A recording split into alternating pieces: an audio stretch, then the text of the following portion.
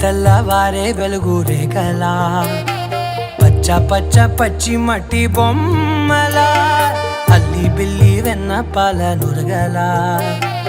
అచ్చ తెలుగు ఇంటి పూల కొమ్మలా దేవదేవుడే పంపగా ఇలా దేవతే మా ఇంట అడుగే పెట్టెనంట బ్రహ్మ కళ్ళలో కాంతులే మా అమ్మలా మా కోసం మళ్ళీ లాలి పాడేనంట